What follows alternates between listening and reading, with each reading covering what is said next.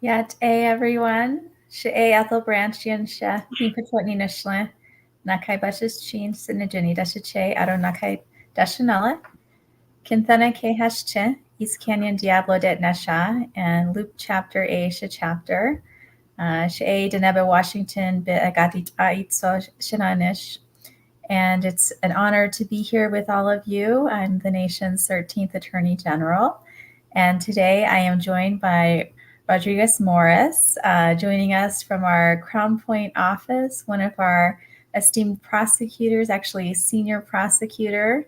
And he recently rejoined us and has a wealth of information and knowledge that he's going to share with us today regarding the Domestic Abuse Prevention Protection Act, rather. So we're very happy to have you here with us, Rodriguez, and very happy to have you a part of the team and bringing your depth of knowledge and experience to the table for us and making sure that our families are safe, our communities are safe, and that certainly the rule of law continues to exist in our community. So thank you very much, Rodriguez.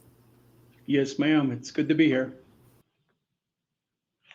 Okay, good afternoon. Shay Rodriguez Morrison, Chef Patantin Shlon, Twabaha Bashichin, Nash Ezra Trechi, Nedashiche Neki Ani, Ada Chanel. I come from the community of Coyote Canyon, which is just down the road from Crown Point here. I've been practicing law for the past 19 years, and I'm currently in a position as a senior prosecutor here in Crown Point, overseeing the criminal section here with the Navajo Nation. And I actually am honored to be here today to present on the Domestic Abuse Protection Act. I actually just came over from the judicial branch where I was a hearing officer. I was on the bench and I did hear cases, domestic violence proceedings, for just about up to 3 years. So I have the knowledge there. And prior to my work with the courts, I did represent individuals in private practice as well in domestic violence cases. Um, our topic of discussion will be the Domestic Abuse Protection Act.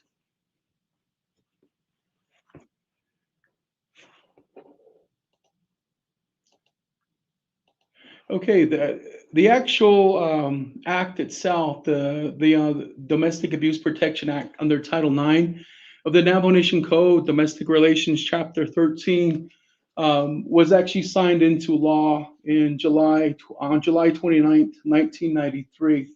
There is an actual link there that's where you would actually find the law. You could also find the actual law by Googling DAPA, Navajo Nation law, and you would be able to access the actual law. These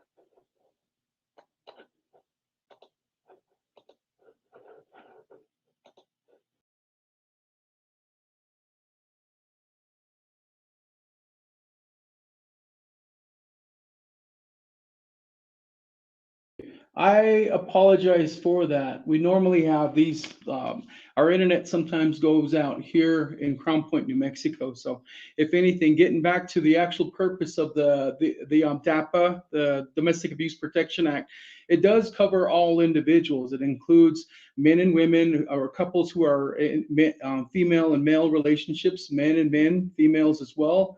So gays and lesbians and regular couples as well. And it also covers relations to include parent to child, child to parent, sibling to sibling, cousins, and what have you, including out to co-workers as well. And it's a common misconception that domestic violence, to the word perpetrators are all men.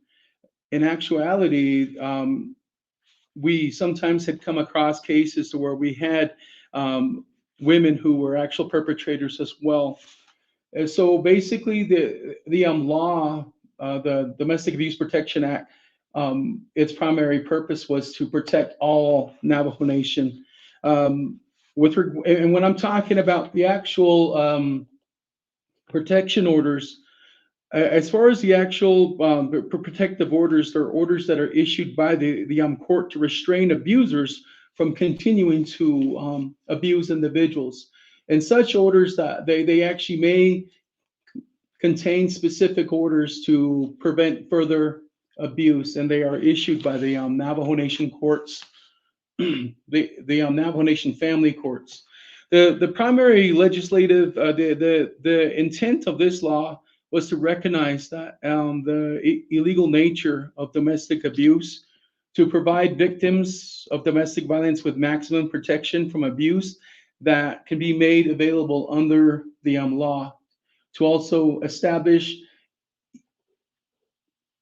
efficient and flexible remedies that discourage violence, and it basically or domestic violence against and harassment of persons within the family, the clan setting, and others who may abuse. And when you actually look at the actual laws itself, it was also set up to facilitate the actual reporting of domestic abuse. This is via public education to inform individuals that there is that there is a law out there to protect individuals from abuse and to provide information to the general public. So when you so as far as the legislative intent of the law, it actually went to its primary purpose was to provide protection to the Navajo Nation. Now we move on to jurisdiction. When we talk about jurisdiction, the Navajo Nation does take the position that it does not really matter as far as where the actual abuse takes place, even if it is outside the actual Navajo Nation itself. When you look at the actual process itself, we primarily were concerned with future conduct of perpetrators. So even if there are any violence that actually take place outside the Navajo Nation, these laws protect individuals.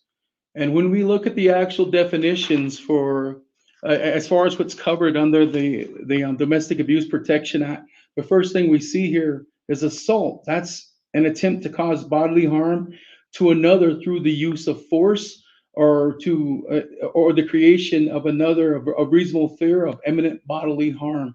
Battery, also application of force to the person of another resulting in bodily harm or in an offensive touching. Threatening, words or conduct which places another in fear of bodily harm or property damage. Coercion, compelling an unwilling person to through force or threat to engage in conduct which the person has a right to abstain from, or to abstain from conduct which the person has a right to engage in.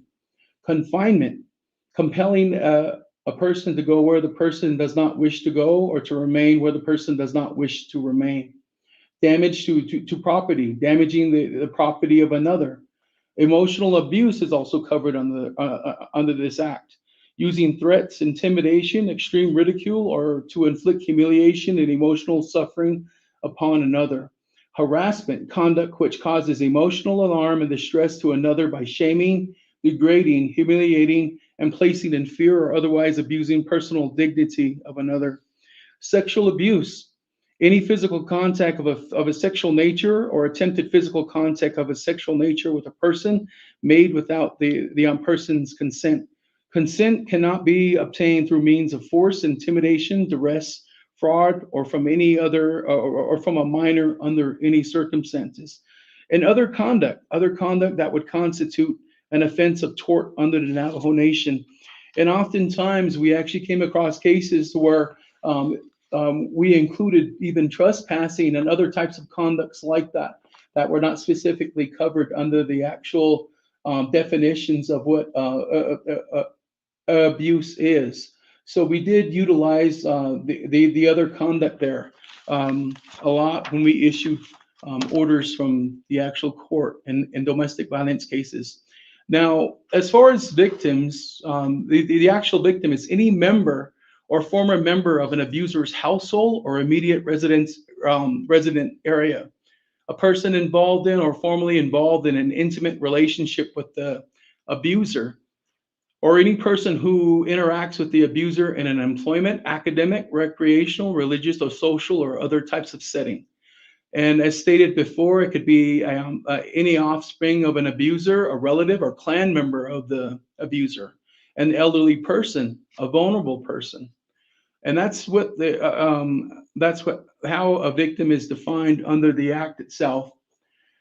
Now, with regards to the actual process, the petition for a protective order normally is initiated by attaining a protective order form, a pro se form, and these forms are actually made public, or they should be kept on file with the Navajo Nation family and district courts. People may go to the courts to attain these files, or I mean these forms. The Navajo Nation Office of the Prosecutor also maintains forms. The Navajo Nation Police, the departments as well. And so, if anything, the actual forms are available for individuals. And abusers, any person who engages in conduct defined under domestic abuse under subsection 1605A against any person defined as a victim under 1605B, and who may file an actual petition for protective order. Any person can go into any of the courts of the Navajo Nation and file on their own behalf. They can file on behalf of minor children. We sometimes you would get cases to where you have aunts and uncles or grandparents who file on behalf of children who are abused, and so individuals can file on behalf of minor children, or on behalf of any person prevented by physical or mental incapacity, hospitalization, or any vulnerable individual, or on behalf of a client of social services, housing, health, legal, or law enforcement personnel. So it pretty much opens up, or even any next of friend of a victim. So pretty much any person can come in to actually file on behalf of an individual who may need protection, any person who may be abused. You don't need an attorney to file for a protective order. There are also no filing fees to file a petition for protective order.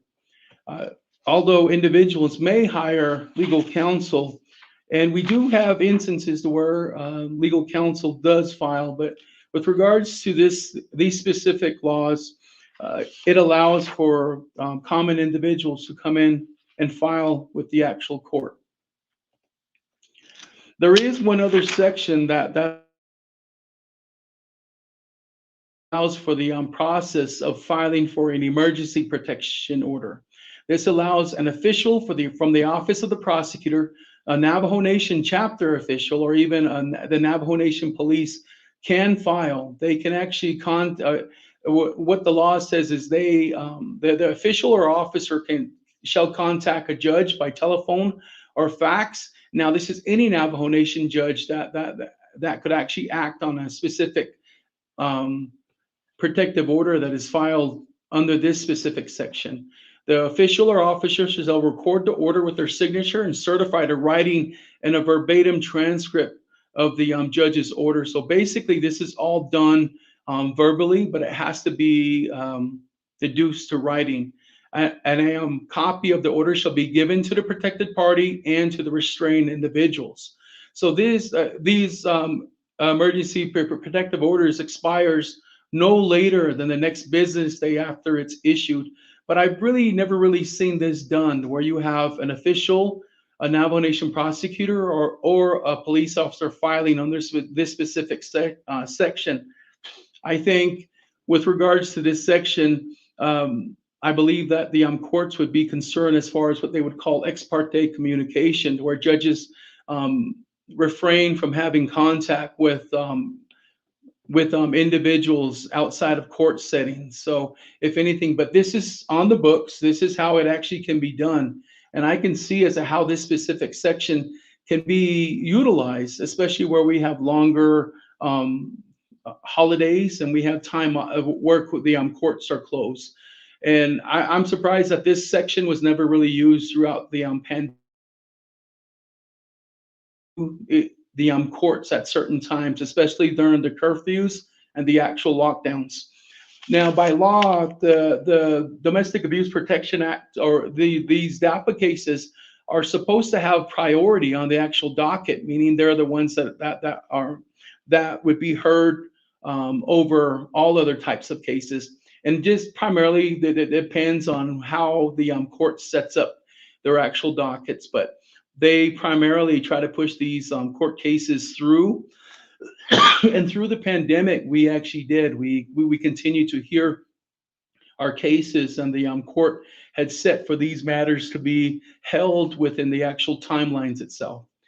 Now, after a person files for a protective order, it's a temporary protective order that they look to actually file for. The court or the judge reviews what's been filed, and they act on that. They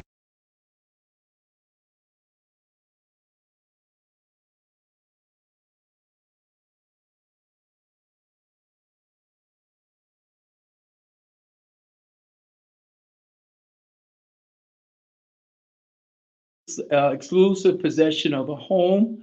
They would to order the perpetrator to stay away from the victim to where there's no contact, or they may ask, or they may also issue immediate temporary custody of minor children as well. Possession of personal property, if there's like vehicles or other types of things like that, they can act on those things. And a non-dispositional of property, an order that says and that advises the parties not to dispose or destroy a property, or to have law enforcement go in to assist to remove a person from a property, or to actually escort individuals home to actual property. So these are some of, and this is all done ex parte, meaning that the respondent is not given an actual hearing, and this is all done prior to the actual hearing itself. And upon the granting or denying of the petition, the court will issue or set these cases out for 15 days. Now, if anything, if a petitioner, the person who files, does not show for the initial hearing, the actual case can be reset within 15 days, or it can be dismissed. And that's at the discretion of the judge, the hearing officer, or the commissioner who hears the cases itself. And with regards to the service of process for temporary orders, it's preferably in the order of the Navajo Nation police officers, a court official, or a member of the prosecutor's office, or a court-appointed process server may serve a petition on the respondent. And that's key. A respondent has to be served. Now, should the court deny a temporary order, there are numerous reasons as to why they would do that. Several of the things that, or one, or it could be for insufficient evidence of the abuse, limited information on the petition, a venue issue, not that the matter is not a DV issue or a matter, or statutes of limitation. And again, even if the court does deny a petition, it's in the best interest of the petitioners to still appear for a hearing, because the court will still set a hearing. If they deny a temporary protective order, it would be in the best interest of the petitioner to appear for the hearing anyway, because the court will still set the hearing and to hear as far as what evidence that the petitioner may have, and thereafter they will determine as to whether they would issue a permanent order. So even if a temporary protective order is not issued right out the gate, so to speak, the court will still set the hearing, and if there's enough evidence that is provided in the actual hearing itself, the court can issue a permanent protective order. And very similar to a temporary protective order, the court can order no further abuse upon the petitioner. Again, exclusive possession of a home to where a petitioner may be given the actual home for a certain period of time, and to make the perpetrator leave the home. They may order them to stay away, to have no contact, and they may, in a permanent order, they also could issue a temporary custody order. Custody orders and temporary child support can be issued for up to 180 days, up to 6 months. The DAPA court always tries to encourage individuals to pursue others or to pursue child custody matters in separate cases in family court. They may also order possession of personal property, whether it be housing, home, vehicles. They may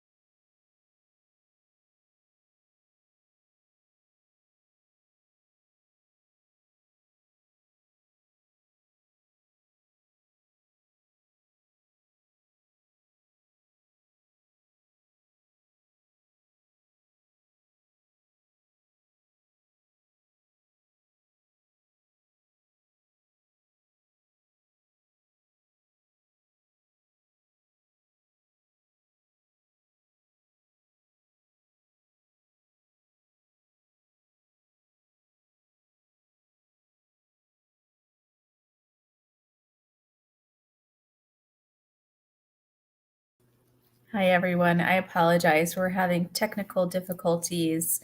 The internet connection in Crown Point appears to be unstable. So hopefully we can get Rodriguez back on. But thank you, everyone, for tuning in. Hopefully you're finding the presentation helpful. We're going to do a check here and see if we can get Rodriguez to reconnect.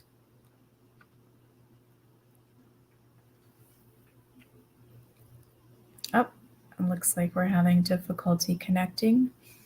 I wonder if we're able to get his slides up at least.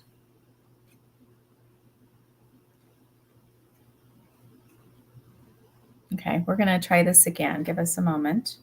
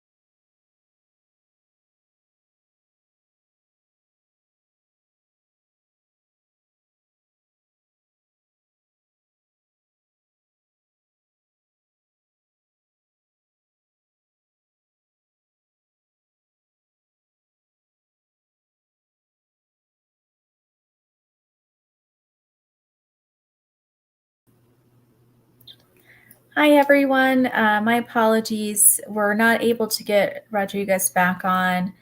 So what we'll do is we'll go ahead and next week probably do a repeat of the presentation, and we'll make sure that he's in a location that has really solid internet connectivity.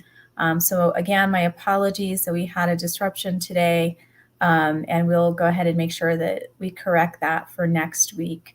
But thank you, everyone, for your interest in the subject.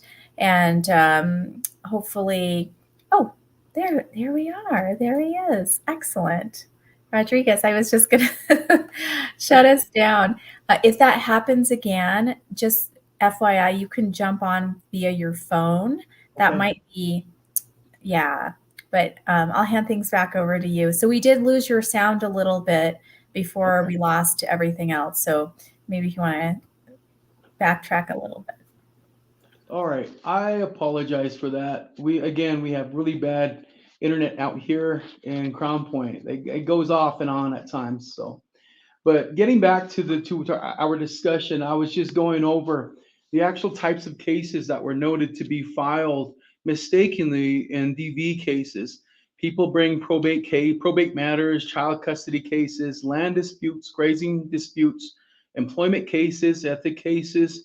They bring that into domestic violence court, and at times we would see. I mean, after communicating with individuals, or even after their petitions were denied, and some would come in, we would see that once we interacted with them, we determined that although their probate matters or there are other types of cases, that we do find that there are parts of domestic abuse that may occur, for instance, in land disputes or grazing disputes.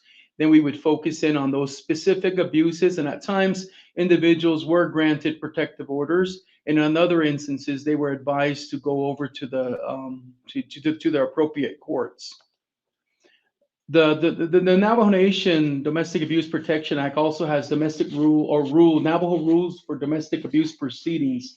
These rules were passed or became effective October 2nd, 1993. They've also been quite around for quite some time.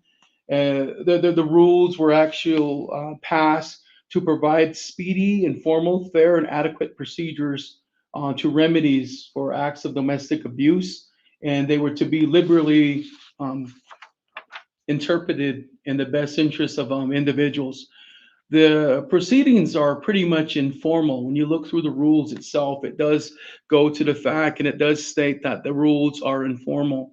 Although at times when attorneys do come in on either side, they attempt to bring civil rules of procedure into proceedings. And at times it was up to the judge, the hearing officer, or commissioner to determine how much of that was actually done or how much of that was allowed into the proceedings.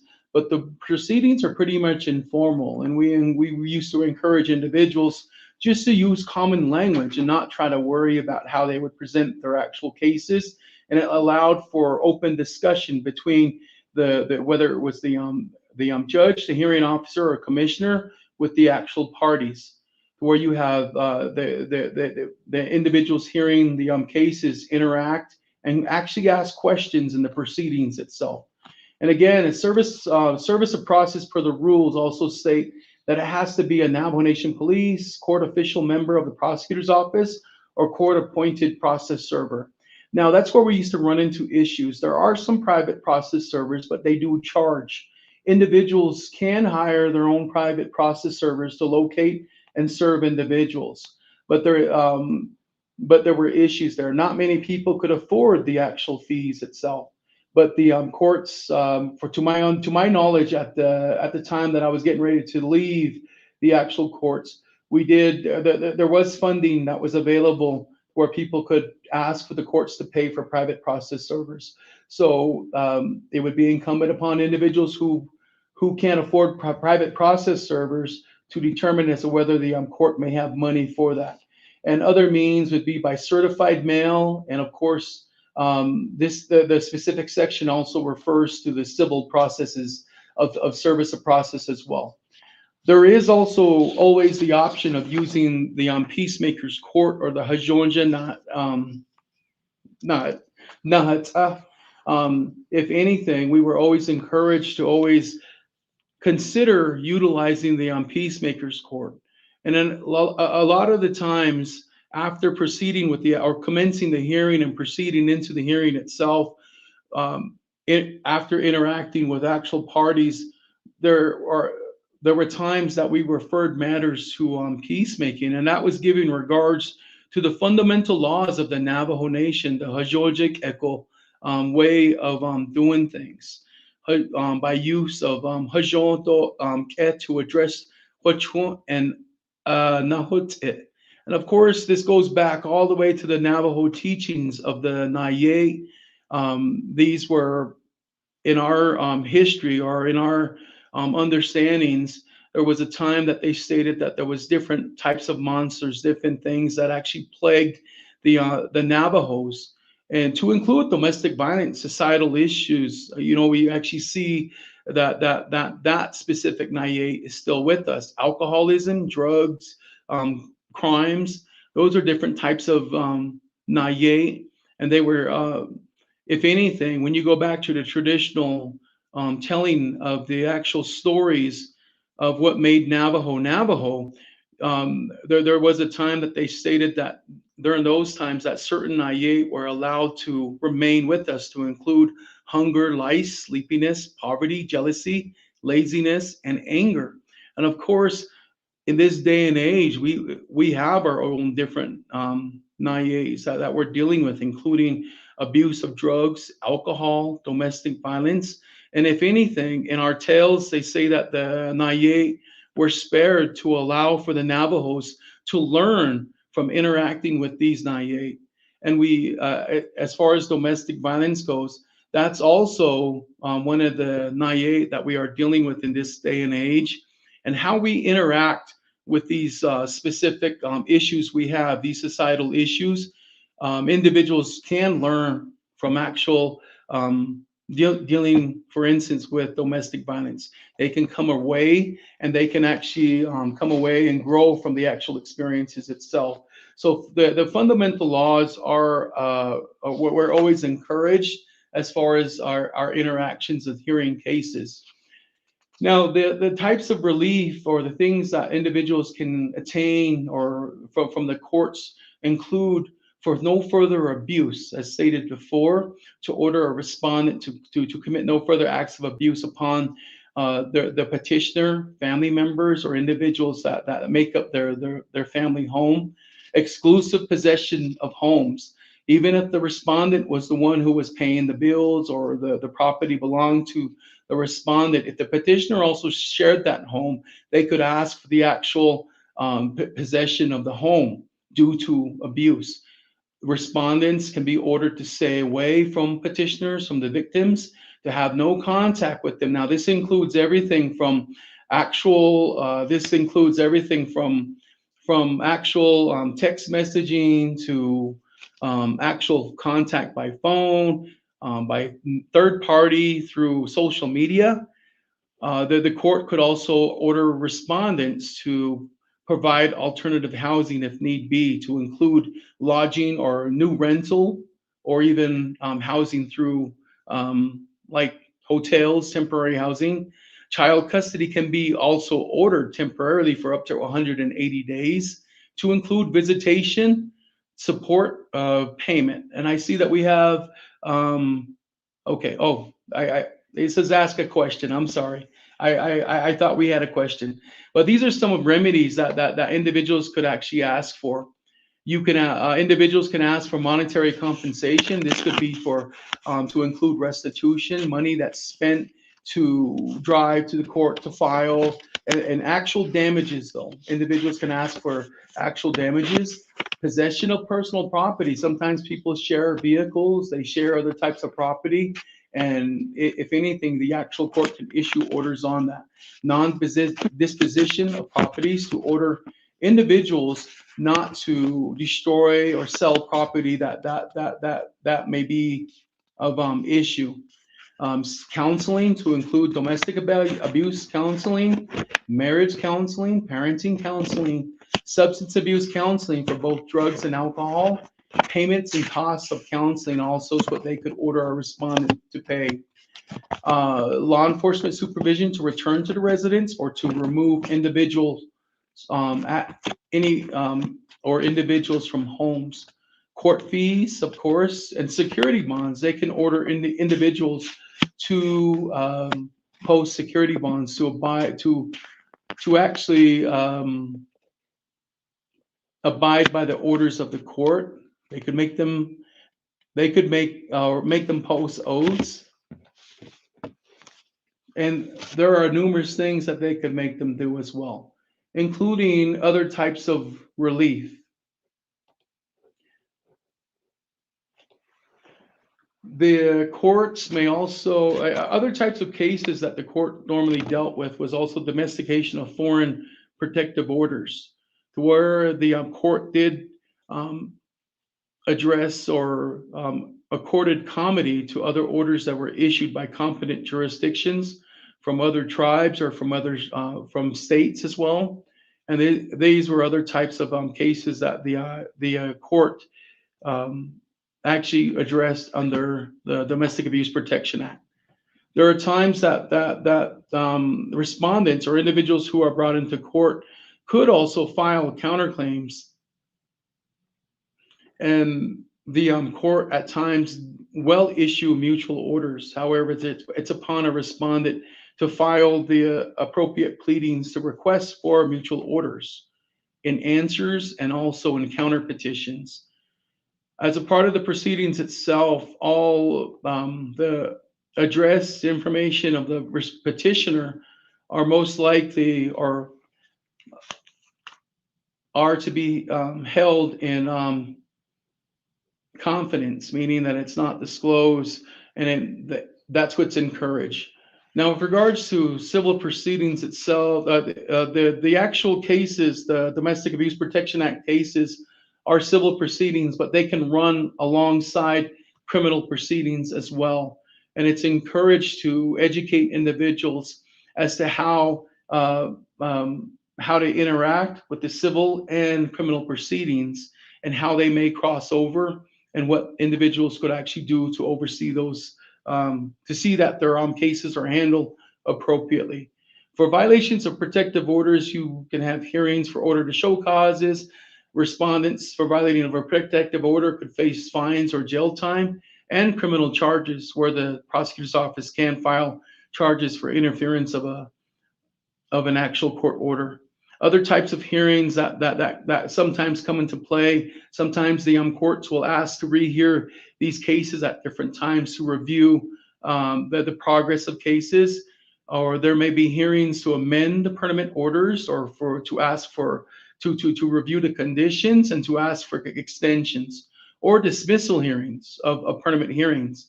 Petitioners do come back and ask for the court sometimes to dismiss the orders, and also reconsiderations of recommendations that are made by the judicial hearing officers or the commissioners, and of course appeals. These are other types of cases or other types of hearings that could come about under this specific act. And that concludes my presentation. I just gave a brief overview with regards to domestic abuse, the Domestic Abuse Protection Act, and cases that could come under this specific law.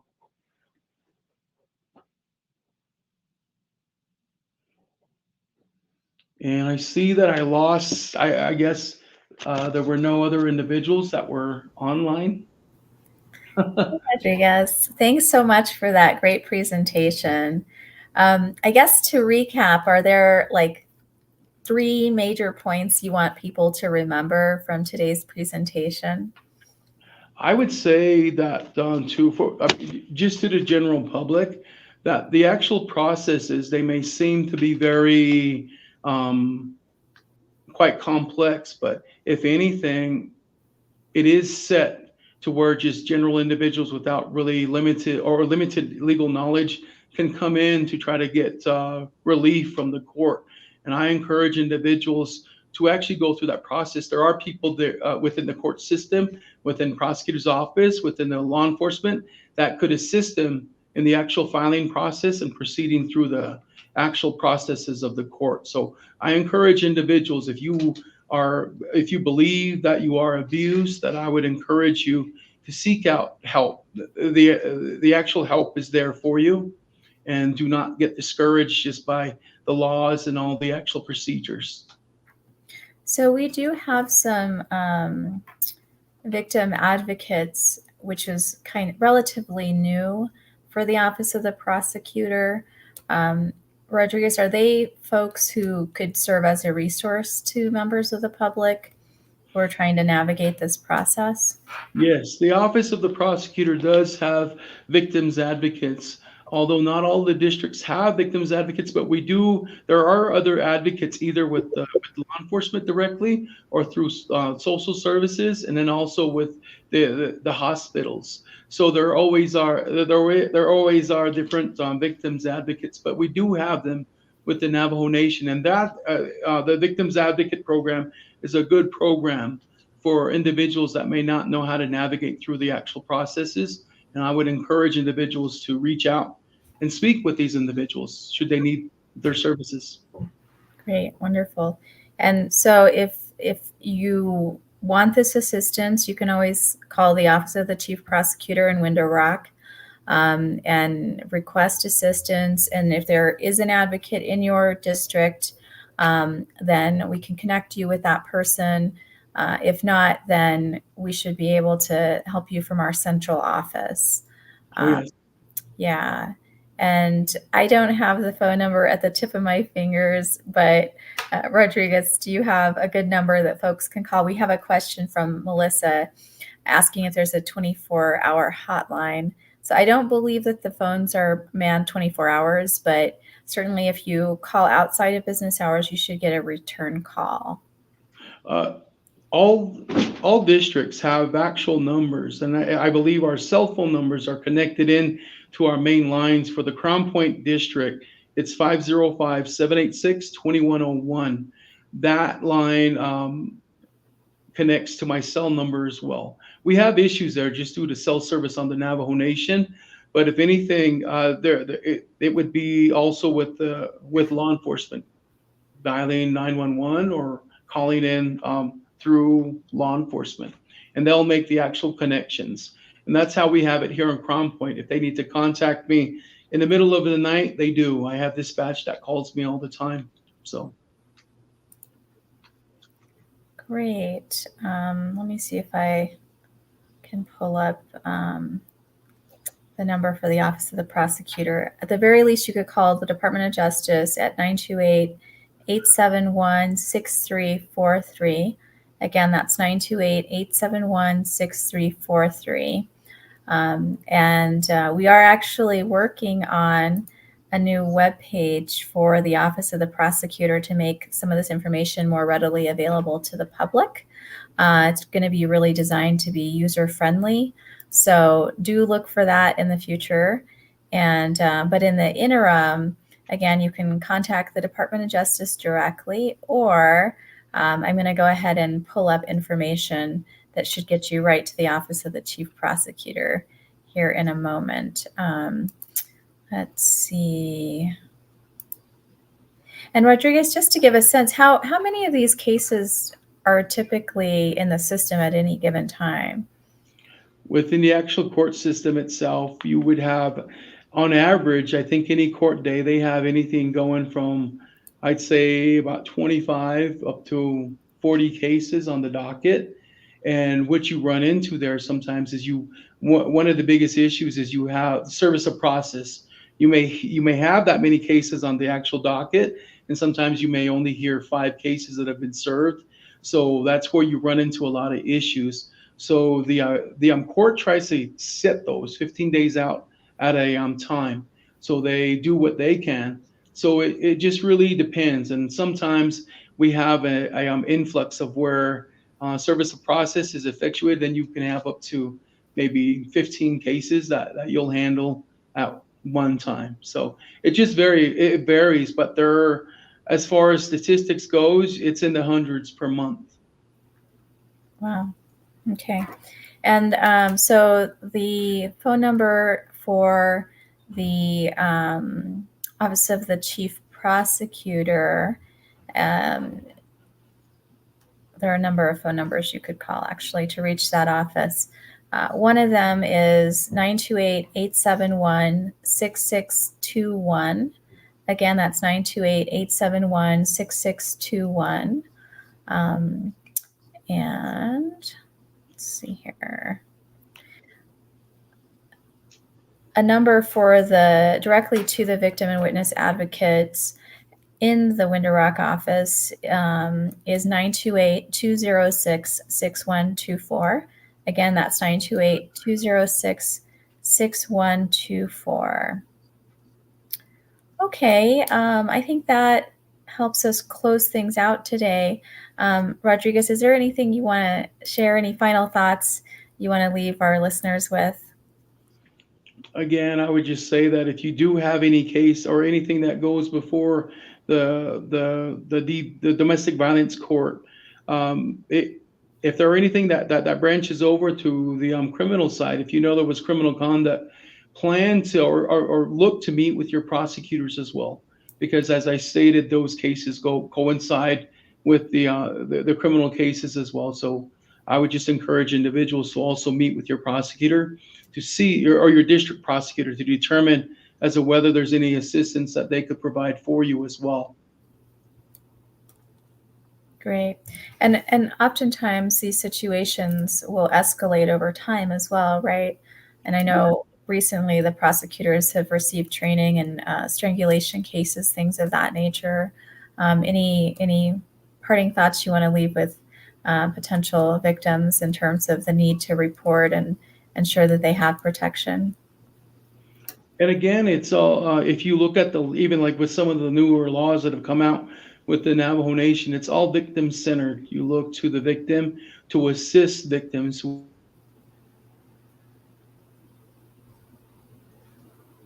dear. I think his connection has frozen again. But definitely folks, reach out if you have questions. And again, Rodriguez made the good point of not only speaking with the victim advocates, but also touching base with the prosecutors themselves to make sure that your case is on their radar and is being followed up. So everyone have a great rest of your day. My apologies for the interruption and the connection.